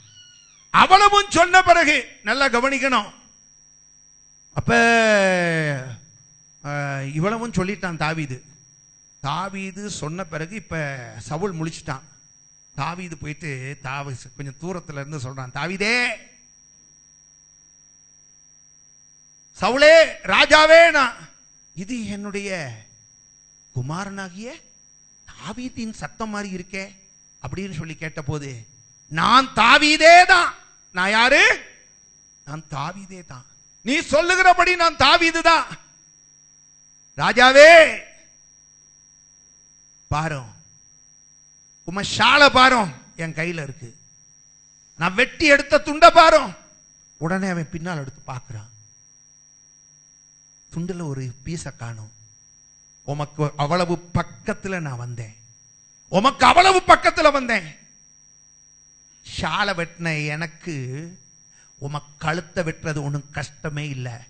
நான் செய்ய மாட்டேன், நான் செய்யவே மாட்டேன். நீர்தான் என்னை சத்துருவாக நினைச்சு விரட்டிக்கிட்டு வாரீரு. ஆனால் நானும் உம்மை தேவனாலே அபிஷேகம் பண்ணப்பட்ட மனுஷன் என்றுதான் இந்த நொடி வரைக்கும் உம்மை குறித்து நான் நினைக்கிறேன் என்றான். தாவீது அதை எடுத்து பார்த்துட்டு ஆச்சரியப்பட்டான். இன்னைக்கு சவுல் அதை பார்த்து ஆச்சரியப்பட்டு அன்னைக்கு அப்பதான் நினைக்கிறான், நான் இன்னும் கொஞ்ச நேரத்தில் இவன் கையால செத்து இருக்கணும், ஆனாலும் இன்னைக்கு நான் உயிரோடு கூட இருப்பது இந்த தாவீதால தான் என்பதை புரிந்து கொண்டு சொன்னா, தாவீதே வாசிங்க. அப்பொழுது தாவீது சவுலின் சால்வை தொங்கலை அறுத்து கொண்டது நிமித்தம் அவன் மனது அடித்துக் கொண்டிருந்தது. அவன் தன் மனுஷரை பார்த்து, கர்த்தர் கழுத்தை அறுத்தது நிமித்தம் அல்ல, கழுத்தை அறுத்தது நிமித்தம் அல்ல, ஷால், ஒரு தேவ மனுஷனுக்கு விரோதமாய், அபிஷேகம் பண்ணப்பட்டவனுக்கு விரோதமாய் ஒரு சின்ன அவன் போட்டிருந்த ஷாலை நான் அறுத்தது கூட எவ்வளவு பெரிய தப்பு தெரியுமா? செஞ்சிருக்க கூடாது. மனசு அடிச்சுக்கிட்டே இருக்கு. மனசு சொல்லுங்க, அடிச்சுக்கிட்டே இருக்கு. சின்ன தவறு செஞ்சிட்டா கூட ஒரு நீதிமானுடைய உள்ள என்ன தெரியுமா செய்யும்? ஒருத்தன் தான் நீதிமான் என்பதை எப்படி கண்டுபிடிக்கலாம் சொல்லுங்க? ஒரு நீதிமான் என்பதை அப்போஸ்தலன் என்கிற பட்டம் வாங்கணுமா? அடுத்தவன் கொடுத்துருவான், அது பிரச்சனை இல்லை. எனக்கு ஒரு லெட்டர் வந்துச்சு. என்ன லெட்டர் வந்துச்சுன்னு கேட்டீங்கன்னா, எனக்கு ஒரு லெட்டர் வந்துச்சு. அந்த லெட்டர் என்னன்னு கேட்டீங்கன்னா, நாங்கள் உங்களுடைய ஊழியத்தை கனப்படுத்துவதற்கு அடையாளமாய் உங்களுக்கு டாக்டர் பட்டம் கொடுக்க விரும்புகிறோம் அப்படின்னு. ஆனா நீங்க அதுக்கு ஒரு 10,000 ரூபாய் பணம் கட்டணும். பணம் கட்டினால் உங்களுக்கு கௌரவ டாக்டர் பட்டம் கொடுப்போம்னு. அப்ப 10,000 ரூபாய் கட்டினா என்ன கிடைக்கும்? நான் அதுக்கு பதிலே கொடுக்கல. திரும்ப அடுத்த லெட்டர் வந்துச்சு. கடந்த வாய்ப்பை நீங்கள் இழந்து விட்டீர்கள். இந்த முறை ஹைதராபாத்திலே வைத்து நாங்கள் கொடுக்கிறோம் பட்டம். இந்த முறை தள்ளுபடி உண்டு. 7,500 ரூபாய் நீங்கள் கொடுத்தால் போதும்னா. அது ஆடி மாசம் நினைக்கிறேன். நான் அதுக்குமே பதில் கொடுக்கல. எதுக்கு சொல்றேன்னா, 10,000 ரூபாய் கொடுத்தா 7,500 ரூபாய் கொடுத்தா நமக்கு இந்த பட்டமெல்லாம் கிடைச்சிடும். டாக்டர் பட்டம், அப்போஸ்தலர் பட்டம் எல்லாம் கிடைக்கும். ஆனா நீதிமான்கிற பட்டம் அப்படி கிடைக்காது. நீ பணமே செலவு பண்ண வேண்டாம். உன் செய்கையை வைத்து உனக்கு நீதிமான் என்கிற பட்டம் கிடைக்கும். ஆமென். நீதிமான் பாருங்க, ஒரு சின்ன தவறு, நீங்க நீதிமானங்கிறத இப்ப கண்டுபிடிச்சிடலாம். நான் சொல்ல மாட்டேன் உங்களை பார்த்து நீதிமான்னு, புரியுதா? உங்களை பார்த்து நான் நீதிமான்னு சொல்ல மாட்டேன். நீங்க நீதிமான் என்பது உங்களுக்கே தெரியும். எப்படி? சின்ன ஒரு தப்பு பண்ணிட்டா, வேற ஒண்ணும் இல்லை. நீங்க வேதத்தில் வாசிச்சு பாருங்க. லோத்து சோதோமிலே தங்கி இருந்தாலும் கூட பரிசுத்தாவியானவர் அவனை குறித்து சொல்லுகிற காரியம் என்ன? நீதிமான் என்று சொன்னார். இருதயத்திலே, தன் இருதயத்திலே கண்டதும், கண்டவைகள், கேட்கிறவைகள், இவைகளை எல்லாம், காணக்கூடாதவைகளை கண்ணான் சோதோம்ல, கேட்கக்கூடாதவைகளை எல்லாம் கேட்டான். ஒவ்வொரு முறையும் அக்கிரமத்தை காணும் போதும், காதார கேட்க முடியாதவைகளை அவன் கேட்ட போதும், வேதம் சொல்லுகிறது, அனுதனமும் தன் இருதயத்திலே வாதிக்கப்பட்ட நீதிமானாகிய லோத்து. புரியுதாங்க? கேட்கக்கூடாத வார்த்தை அவன் கேட்கிறா, இருதயத்தில் வாதிக்கப்படுது. ஐயோ, இருக்கக்கூடாத இடத்துல இருக்கிறேனே. ஒரு காரியத்தை, அக்கிரமத்தை பார்க்கிறான். பார்க்கும் போது அவன் இருதயம் வாதிக்கப்படுது. சின்ன ஒரு தவறு செஞ்சாலும் உள்ள வாதிக்கப்படணும். ஈஸியா கண்டுபிடிச்சிடலாம், நான் ஒரு நீதிமான். ஆமென். நீதிமான்ங்கிற பேரை வாங்குறதுக்காகவே வாதிக்கப்படுற மாதிரி செய்யப்படாது. ஒரு சின்ன தவறு செஞ்சிட்டான், வேற ஒண்ணும் பண்ணலங்க. தாவீது சவுலின் சால்வை தொங்கலை, ஷால் முழுவதையுமே அறுக்கலங்க. காமிக்கிறதுக்காக ஒரு சின்ன ஒரு பீஸ் அறுத்தான். அந்த சின்ன பீஸ் அறுத்ததுக்காக இருதயத்தில் அவனுக்கு என்ன இருந்துச்சான்? அடித்து கொண்டிருந்தது. ஐயோ, தப்பு பண்ணிட்டோம். ஷால் அறுத்தது தப்பு இல்ல. ஒரு நீதிமான், தேவனால் அபிஷேகம் பண்ணப்பட்ட மனுஷன் மேல கைய வச்சுட்ட, ஐயா அவன் ஷால் அறுத்துட்டேன், நான் செஞ்சிருக்கவே கூடாது. என்னைக்காவது அப்படி உங்களுக்கு வந்திருக்கா? சிலர் பார்த்தீங்கன்னா மலைப்பாம்பு மாதிரி மலையவே முழுங்கி போட்டு அப்படியே படுத்திருப்பாங்க. ஒரு வாதிப்பும் இருக்காது, ஒன்றும் இருக்காது. செய்யற தப்பை செஞ்சுவிட்டு, நான் உங்களை சொல்லங்க, உங்களை பார்த்தாலே தெரியுது நீதிமான்கள். நான் உங்களை சொல்ல, யாரையோ சொல்றேன். எவ்வளவு பெரிய தப்பையும் செஞ்சுவிட்டு அப்படியே மலையவே முழுங்கி இருப்பான். ஆனாலும் மலைப்பாம்பு மாதிரி அப்படியே படுத்திருப்பான்.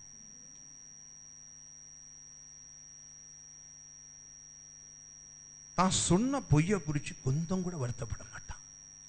தான் செஞ்ச செய்கையை குறித்து கொஞ்சம் கூட மனசுல வேதனை இருக்காது. அவன் துன்மார்க்கன். தான் செய்யற தப்பு தெரியும், இது தப்புன்னு, ஆனாலும் சொல்லுவான், எவன் தான் தப்பு பண்ணல, எவன் தான் தப்பு பண்ணல. அந்த பாஸ்டரே தப்பு பண்ணார். உங்களுக்கு தெரியுமா? அவரே தப்பு பண்ணாரு. பிஷப்பே தப்பு பண்ணாரு. அவர் தப்பு பண்ணாரு. நம்ம செஞ்சா என்ன அப்படின்னு சொல்லிட்டு தப்புக்கு மேல தப்பு செய்வான். நீ நீதிமானாய் இருந்தால் அதற்கு அடையாளம் சின்ன ஒரு தவறு, சின்ன ஒரு வார்த்தையை நீ விட்டுட்டா கூட, சின்ன ஒரு காரியத்தை செஞ்சிட்டா கூட, சின்ன ஒரு திருடு செஞ்சிட்டா கூட உள்ளம் வாதிக்கப்பட்டுக்கிட்டே இருக்கணும். ஆமென். என்ன? ஆமென், ஆமென். பாதிக்கப்படுதா? பாதிக்கப்படுதா? யாரும் உங்களை நீதிமான்னு சொல்ல வேணாம், உங்களுக்கே தெரியும். புரியுதா? அப்போ வாதிக்கப்பட்டுக்கிட்டே இருக்கிற நேரம் அலாரத்தை ஆஃப் பண்ற மாதிரி ஆஃப் பண்ணிட்டு அடுத்த தப்பு பண்ணக்கூடாது, அதை அடிச்சுக்கிட்டே இருக்கணும். ஆமென். புரியுதாங்க? இது அவனுக்குள்ளேயே இருந்துச்சு. அடிக்குதா இல்லையா? அவனுக்கு அடித்து கொண்டு இருந்தது. அவன் மனது அடித்து கொண்டு இருந்தது. ஏன்? அவன் ஒரு நீதிமான். செஞ்ச தப்புக்காக உங்க மனசை அடிச்சுக்கிட்டே இருந்தா, நான் செஞ்சிருக்கவே கூடாது செஞ்சிட்டனே, செஞ்சிருக்கவே கூடாது நான் செஞ்சிட்டனே சே அப்படின்னு மனசு வாதிச்சுக்கிட்டே இருந்தா நீ நீதிமான். யாரு? நீதிமான். சரி, வாசிங்க.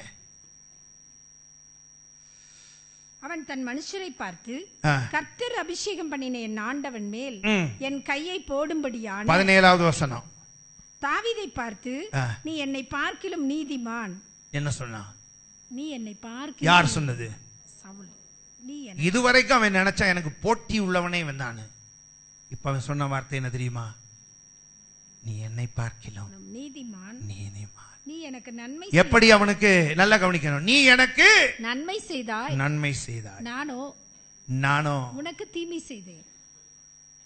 ஆனா சவுல் பாத்தீங்கன்னா விவரமா பேசுறான். எப்படின்னு கேட்டீங்கன்னா, நீ என்னை காட்டிலும் நீதிமான். அதுல ஒத்துக்கவே முடியாது. அப்படிதானங்க? எப்படி? நீ என்னை காட்டிலும் நீதிமான், நானும் நீதிமான் தான், ஆனா நீ என்னை காட்டிலும் நீதிமான். எப்படி? நானும் நீதிமான் தான், ஆனா நீ என்னை காட்டிலும் நீதிமான். நான் நீதிமான். உண்மையா சொல்றேங்க. சவுல் நீதிமானா? சவுல் நீதிமானே இல்ல. ஏன் சவுல் நீதிமான் அல்ல? ஏன் நீதிமான் அல்ல? அதெல்லாம் அடுத்த கதை. அதுக்கு முத சொல்றேன். ஒருத்தனை நாயை துரத்துற மாதிரி துரத்திக்கிட்டே போறியே, அவன் உனக்கு என்ன செஞ்சான்? நீ கையாலாகாம இருந்த நேரம் உனக்கு உதவி செஞ்சவன் அவன் தானே. உன்னால ஒரு கோலியாத்தை வீழ்த்த முடியாமல் இருந்த போது உனக்கு உதவி செஞ்சவன் அவன் தானே. உனக்கு உதவி செஞ்சவன் அவன் தானே. அவன் உன்கிட்ட என்ன பதவிக்கு உன் கூட போட்டிக்கு வந்தானா? அந்தஸ்துக்கு உன் கூட போட்டிக்கு வந்தானா? ஒண்ணுக்குமா வரலையே. நீ எதற்காக அவனை துரத்துற? நீயே உன் மனசுக்குள்ள இப்படி இருக்குமோ அப்படி இருக்குமோ, எல்லாரும் அவனை போற்றுகிறார்கள். கொஞ்ச நாள் ஆனா இவன் ஒருவேளை அந்த ஜனங்களோடு சேர்ந்து நம்ம பதவியை பறிச்சிருவானோ, இவனால நம்ம உயிருக்கு ஆபத்தோ, உத்தேசமா நினைச்சுக்கிட்டு இந்த தப்புகளை அவன் செய்து கொண்டிருக்கிறான். இந்த தவறுகளை அவன் என்ன செய்கிறான்? செய்து கொண்டிருக்கிறான். ஆனா சவுல் ஒரு நீதிமான் அல்ல. தாவீது உண்மையாகவே ஒரு நீதிமான். ஆமென். ஒரு இடத்துல கூட தாவீது தன்னை குறித்து நான் ஒரு நீதிமான் என்று சொல்லவே இல்லை. ஆனால் அவன் செய்கையினாலே அவன் சாட்சி பெறுகிறான், இவன் ஒரு நீதிமான். ஆமென். நீங்க எப்படி உங்களை பார்த்து இப்ப என்ன சொல்லுவாங்க? சொல்லுங்க, உங்களை பார்த்து என்ன சொல்லுவாங்கோ? இன்னையிலிருந்து ஒரு தீர்மானம். என் செய்கையினாலே நான் ஒரு நீதிமான் என்று சாட்சி கொடுப்பேன். ஆமென். அல்லேலூயா. என் செய்கையினாலே நான் ஒரு நீதிமான் என்று சாட்சி பெறுவேன். ஆமென். ஆலயத்துக்கு வருகிற நான் என்னுடைய நடையை மாற்றிக்கொள்வேன். ஆமென். மூன்றாவது, இதோட முடிச்சிடலாம். 1 கொரிந்தியர் 9:27. மற்றவர்களுக்கு பிரசங்கம் பண்ணுகிற நான் தானே ஆகாதவனாய் போகாதபடிக்கு என் சரீரத்தை ஒடுக்கி கீழ்ப்படுத்துகிறேன். இதுல 2 காரியங்களை கீழ்ப்படுத்தலாம். ஒன்னு ஆவியை ஒடுக்கி கீழ்ப்படுத்தலாம், 2வது சரீரத்தை ஒடுக்கி கீழ்ப்படுத்தலாம். இல்லையா? இதுல இருந்து நீங்க ஒரு காரியத்தை புரிஞ்சுக்கலாம். சவுல் ஒரு ஆவிக்குரிய மனிதன். ஆமென். சவுல் தன்னுடைய வாழ்க்கையில ஒரு ஆவிக்குரிய மனிதன் என்பதை நாம் இதில் கண்டுகொள்ளலாம். எப்படி ஆவிக்குரிய மனிதன் என்பதை கண்டுகொள்ளலாம்? சொல்லுங்க பாப்பா. தான் ஒரு ஆவிக்குரிய மனிதன் என்பதை சவுல் எப்படி வெளிப்படுத்தினான்? நான் போதிக்கிற நான் தானே ஆகாதவனாய் போகாதபடிக்கு சரீரத்தை ஒடுக்கி எதை ஒடுக்கிறோமோ அதை வச்சு நம்ம யாருங்கிறத கண்டுபிடிக்கலாம். சிலர் ஆவியை ஒடுக்கிடுவாங்க, பத்திரிக்கையில். சிலர் எதை ஒடுக்கிடுவாங்க? ஆவியை ஒடுக்கிடுவாங்க. ஆவியானவர் தங்கள் வாழ்க்கையில கிரியை செய்வதற்கு இடமே கொடுக்க மாட்டாங்க. புரியுதா? ஆவியை ஒடுக்கிடுவாங்க. அது யாருன்னு கேட்டீங்கன்னா மாம்சத்துக்குரியவன். ஆவியை ஒடுக்கிடுவாங்க. ஆவியானவர் உணர்த்துவாரு, ஆனாலும் கூட சும்மாரும் கொஞ்சம் அமைதியா இருக்கிறா சொல்லியா, உங்ககிட்ட ஒழுங்கா சொன்னா கேட்க மாட்டீரு, கொஞ்சம் ஒழுங்காரும் அப்படின்னு ஆவியவே அடைக்கிடுவான். இவன் மாம்சத்துக்குரியவன். இவன் யாருங்க? மாம்சத்துக்குரியவன். ஆனால் ஆவிக்குரியவன் எதை ஒடுக்குவான் தெரியுமா? ஆவிக்குரியவன் எதை ஒடுக்குவான் தெரியுமா? மாம்சத்தை ஒடுக்குவான். ஆமென். அப்படித்தானுங்க. மாம்சத்தை ஒடுக்குகிறவன் ஆகாதவனாய் போக மாட்டான். ஆவியை ஒடுக்கிறவன் ஆகாமலே போயிடுவான். புரியுதா? உங்க வாழ்க்கையில ஆவியானவரை ஒடுக்கி வச்சிருக்கிறவங்க எல்லாம் ஒரு அல்லேலூயா சொல்லுங்க. விவரமா தான் இருக்கீங்க என்ன? சரி. மாம்சத்தை ஒடுக்கணும்னு நினைக்கிறவங்க ஒரு அல்லேலூயா சொல்லுங்க. ஆமென். ஹல்லேலூயா. ஒரு நாளும் மாம்சம் நம்ம வாழ்க்கையில கிரியை செய்யறதுக்கு இடம் கொடுக்காமல் இருப்போமாக. புரியுதா? மாம்சம் நம்ம ஜீவியத்தில் கிரியை செய்வதற்கு இடம் கொடுக்காமல் இருப்போமாக. மாம்சத்துக்கு இடம் கொடுத்தா ஆகாதவர்களாய் போய்விடுவோம். ஆவியை சொல்லுங்க, ஆவியானவருக்கு இடம் கொடுத்தால் இந்த உலகத்துல கர்த்தருடைய பார்வையில விலையேற பெற்றவர்களாக இருப்போம். இதுல இருந்து நீங்க என்ன புரிஞ்சுக்கிட்டீங்க? பவுல் ஒரு இடத்துல கூட நான் ஆவிக்குரியவன் என்று சொல்லவே இல்லை. ஆனா அவன் சொல்லுகிறான், அவன் எதை ஒடுக்க விரும்புகிறார் என்பதை வைத்தே அவன் ஒரு ஆவிக்குரிய மனிதன் என்பதை நீங்களும் நானும் அறிந்து கொள்ளலாம். ஆமென். அவர் எதை ஒடுக்க விரும்பினார் சொல்லுங்க. ஆமா, மாம்சத்தை ஒடுக்க விரும்பினால் சபையில தூக்கமே வராது. தெரியுமா உங்களுக்கு? என்ன சொல்ல மாட்டீங்க? ஆமென். ஆவியை ஒடுக்க விரும்பினால் சபையில தூக்கம் வரும். உங்களுக்கு எத்தனை பேருக்கு அப்படி வருது? வரலையா? சரி, வந்தவங்களுக்காக தோத்துறோம். ஆமென். நல்லா கவனிக்கணும். அப்ப நம்முடைய கிரியைகளினாலே நாம் யார் என்பதை இந்த உலகத்தில் என்ன செய்யலாம்? வெளிப்படுத்தலாம். புரியுதா? உலகம் நீங்க நினைக்கிறீங்க அவங்க கிட்ட எனக்கு நல்ல பேர் இருக்கு. புரியுதா? அவங்க கிட்ட எனக்கு நல்ல பேரு இருக்கு. சபையில எனக்கு நல்ல பேரு இருக்கு. நான் புகுந்த வீட்டில் எனக்கு நல்ல பேர் இருக்கு. புரியுதா? மாமனார் வீட்டில் எனக்கு நல்ல பேர் இருக்கு. இப்படிலாம் நம்ம நினைச்சுக்கிட்டு இருக்கோம். ரொம்ப ஜாக்கிரதை, ரொம்ப ஜாக்கிரதை. உலகத்தில் எனக்கு நல்ல பேர் இருக்கு. நான் வேலை பார்க்குற இன்ஸ்டிடியூஷன்ல எனக்கு நல்ல பேர் இருக்கு. புரியுதா? ஒருத்தனும் உன்னை குறித்து சொல்லலை வெளியில. ஆனா நான் என்ன சொல்றேன்? உன் நடையினால் தேவனை தேடி ஆராதிக்க வருகிற நீ உன் நடையினாலே நீ யார் என்பதை உலகம் புரிஞ்சு கொள்ளட்டும். ஆமென். மரியாள் ஆண்டவர் பேரில் என்னை காட்டிலும் அன்புள்ளவர். ஆமென். அவர் சொல்லலை என்கிட்ட, அவளுடைய கிரியைகளை வைத்து நான் புரிந்து கொண்டேன். ஆமென். தாவீது என்னை காட்டிலும் நீதிமான் என்பதை அவன் செய்கையை வைத்து புரிந்து கொண்டேன். மூன்றாவது, பவுல் நல்ல ஒரு ஆவிக்குரிய மனுஷன் என்பதை வெறும் பிரசங்கத்தினாலே மாத்திரமல்ல, அவன் கிரியைகளினாலே புரிந்து கொண்டேன். நீங்க எதை கட்டுப்படுத்துறீங்க, எதை அடக்கி வைக்கிறீங்க, இதை வைத்தே நீங்கள் யார் என்பதை புரிந்து கொள்ள முடியும். ஆமென். சிலர் முழங்கால் போட்ட உடனே பாருங்க, ஜெபிக்கிறத வச்சே புரிஞ்சுக்கலாம். ஜெபிக்கிறத வச்சு புரிஞ்சுக்கலாம் இவர்கள் மாம்சத்துக்குரியவர்களா இவர்கள் ஆவிக்குரியவர்களா, இவர்கள் மாம்சத்துக்குரியவர்களா, ஆவிக்குரியவர்களா? சிலர் ஜெபிக்கிற நேரம் பார்த்தீங்கன்னா ஆவிக்குரிய ஒரு காரியத்தையும் ஆண்டவர்கிட்ட கேட்கவே மாட்டாங்க. புரியுதா? ஆண்டவரே, நான் இந்த உலகத்தில் வெட்கப்பட்டு போய்விடக்கூடாது, எனக்கு அதற்காக அதை தாரும், இது வேண்டும், அப்படி கட்டளையிட வேண்டும், இந்த நன்மையை தர வேண்டும். டும் டும் டும் டும் டும் டும் டும் டும் டும் டும் டும், இந்த டும்மா இருக்கும். புரியுதா? அதுக்கப்புறம் பார்த்தீங்கன்னா ஆண்டவர் நல்ல எண்ணத்தோட சில போராட்டங்களை வாழ்க்கையில கொடுத்துருப்பாரு. அப்படித்தானங்க? நான் உபத்திரவப்பட்டது நல்லது, அதனால் உம்முடைய பிரமாணங்களை கற்றுக்கொண்டேன், என் பிள்ளை இன்னும் என் பிரமாணங்களை கற்றுக்கொள்ளட்டும். நான் உபத்திரவப்படுவதற்கு முன்பு என் பாதையே வித்தியாசமா இருந்துச்சு, நான் உபத்திரவப்பட்ட பின்பு கர்த்தர் என்ன சரியான பாதைக்கு கொண்டு வந்தாரு. இப்படிலாம் தாவீதுக்கு சொல்லி இருக்கார்ல. அப்ப கர்த்தர் நம்மளை சரியா உருவாக்குவதற்காக சில பிரச்சனைகளை எல்லாம் கர்த்தர் நம்முடைய வாழ்க்கையில கட்டளையிட்டு இருப்பாரு. இது நமக்கு புரியாம முழங்கால் போட்ட உடனே ஏற்கனவே டும் டும் டும்னோ, அடுத்து பார்த்தீங்கன்னா டாம் டாம் டாம் டாம்னோ. ஆண்டவரே, இந்த பிரச்சனை வேண்டாம், இந்த துன்பம் வேண்டாம், இந்த கண்ணீர் வேண்டாம், இந்த தொல்லை வேண்டாம், இந்த கஷ்டம் வேண்டாம். டும் டாம் டாம் டும் டும் டும், இதே போது ஜெபம் பண்றதை வச்சே கண்டுபிடிச்சிடலாம் அது என்ன ஆவின்னு. அப்படித்தானுங்க? சொல்லுங்க. செய்கையை வச்சு, நம்ம ஜெபத்தை வச்சு, நம்ம பேச்சை வச்சு நாம் யார் என்பதை என்ன செய்யலாம்? சொல்லுங்க. ஆமா, சொல்றாங்க தெரியுமா? இவனும் அவர்களிலே ஒருவன், இவனும் அவர்களிலே ஒருவன். உனக்கு எப்படி தெரியும் அப்படின்னு அந்த பெண் கிட்ட கேட்கிறாங்க.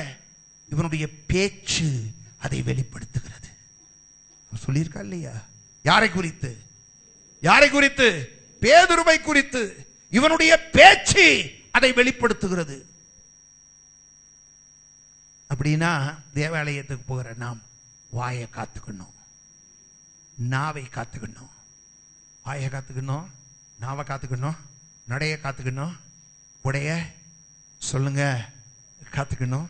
எல்லாம் இருக்குல்ல, சொல்லுங்க. அதனால தான் சொல்லியிருக்கு, தேவ ஆலயத்துக்கு போகிற நீ உன் நடையை காத்துக்கொள். புரியுதா? தேவாலயத்துக்கு போகும்போது மாத்திரமல்ல, எப்பொழுதும் மீதமுள்ள 6 நாட்களிலும், ஒரு நாள் தேவாலயம், மீதமுள்ள 6 நாட்களிலும் உன் நடையை காத்துக்கொள். காரணம், பிள்ளையாண்டானாகிய நீ சுத்தமானவனா செம்மையானவனா என்பது உன் நடக்கையினாலே, உன் கிரியைகளினாலே இந்த உலகம் சொல்லுங்க அறிந்து கொள்ளும். இந்த உலகம் என்ன செய்யும்? அறிந்து கொள்ளும். புரியுதா? ஆகையினால நடக்க ரொம்ப முக்கியம். கேரக்டர், வே ஆஃப் லைஃப் ரொம்ப முக்கியம். அதனால தான் நம்ம யார் என்பதை இந்த உலகம் புரிந்து கொள்ளும். கண்களை முடிச்சோம், ஜெபிக்கலாம். ஹல்லேலூயா, ஸ்தோத்திரம்.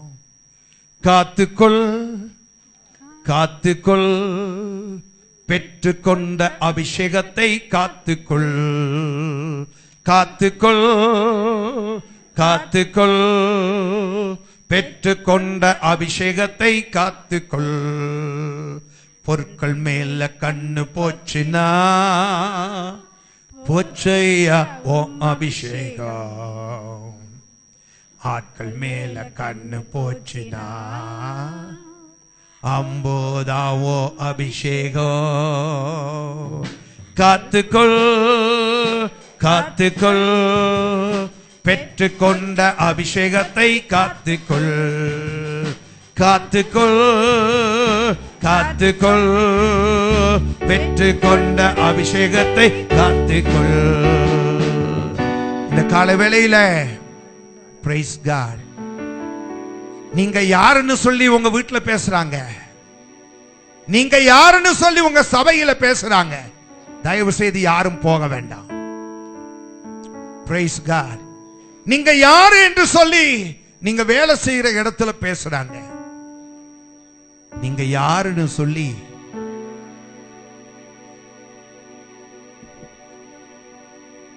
உங்களுக்கு அக்கம் பக்கத்தில் இருக்கிறவங்க எல்லாம் பேசுறாங்க.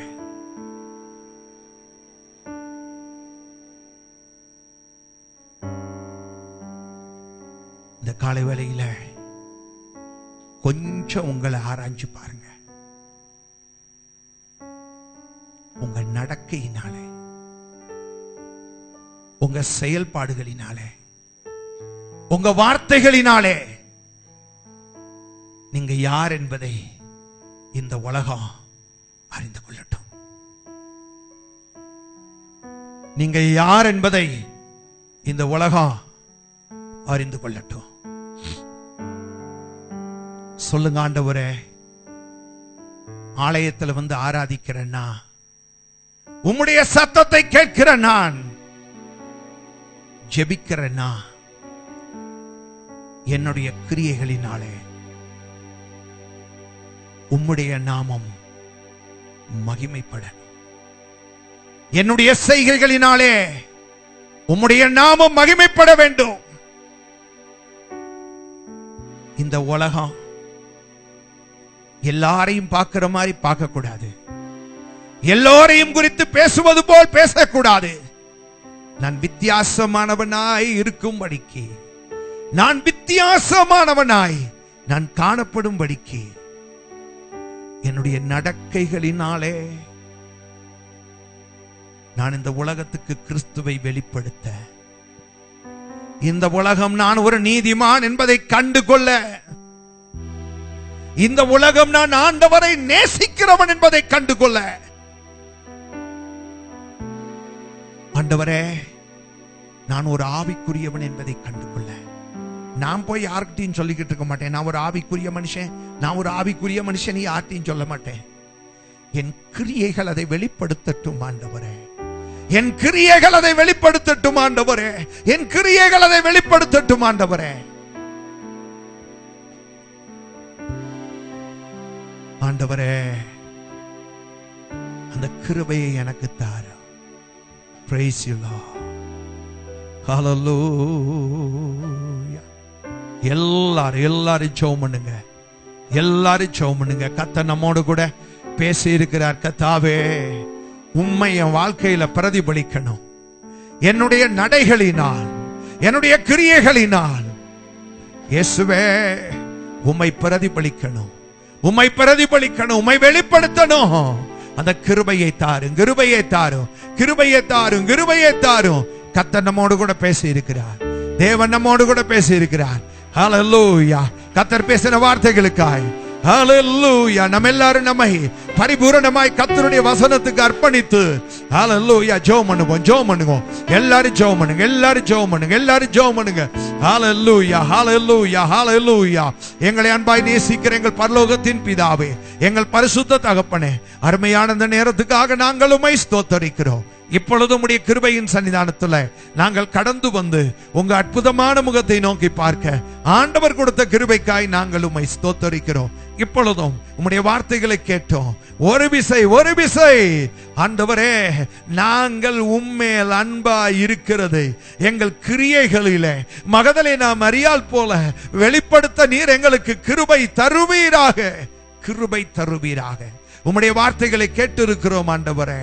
நாங்கள் இந்த உலகத்திலே நீதிமான்கள் என்று, ஆண்டவரே நீதி செய்கிறவர்கள் என்று சொல்லி சாட்சி பெறுவதற்கு ஏதுவாய் தாவீது தன் ஜீவியத்திலே ஜீவித்தது போல, லோத்து தன் இல்லத்திலே வாதிக்கப்பட்டவனாய் இருந்தது போல நாங்களும் காணப்பட கர்த்தர் எங்களுக்கு உதவி செய்யும். மாத்திரமல்ல ஆண்டவரே, கேட்ட வசனத்தின்படியே ஆவிக்குரியவர்கள் நாங்கள், நான் ஒரு ஆவிக்குரிய மனுஷன் என்பதை ஆண்டவரே நாங்கள் வெளிப்படுத்த நீர் எங்களுக்கு உதவி செய்யும். உலகம் எங்களை ஆவிக்குரியவர்களை காணும்படிக்கு, ஆவிக்குரிய வாழ்க்கைக்கு முக்கியத்துவம் கொடுக்கிறவர்கள் என்பதை அறிந்து கொள்ளும்படிக்கு எங்கள் ஜீவியத்தில் நாங்கள் உலகத்தில் சாட்சியாய் வாழ, மாம்சத்தை அடக்கி வாழ கர்த்தர் எங்களுக்கு கிருபையை தார். வந்திருக்கிற உம்முடைய பிள்ளைகள் ஒவ்வொருவரையும் ஆசீர்வதியும். தேவ பிரசன்னம் ஆளுகை செய்யட்டும், தயவாய் நடத்தும், காத்துக்கொள்ளும். இந்த வாரம் முழுவதிலும் உடைய பிள்ளைகளோடு உடைய கிருபை இருப்பதாக இயேசுவின் நாமத்தில் ஜெபிக்கிறோம் நல்ல பிதாவே. ஆமென், ஆமென், ஆமென். என் ஆத்துமாவே கர்த்தரை ஸ்தோத்திரி,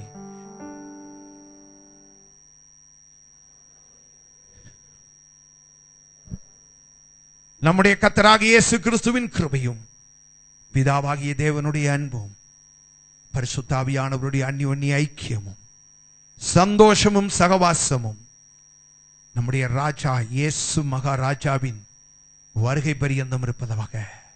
ஆமென். கர்த்தர் உங்களை ஆசீர்வதிப்பாராக.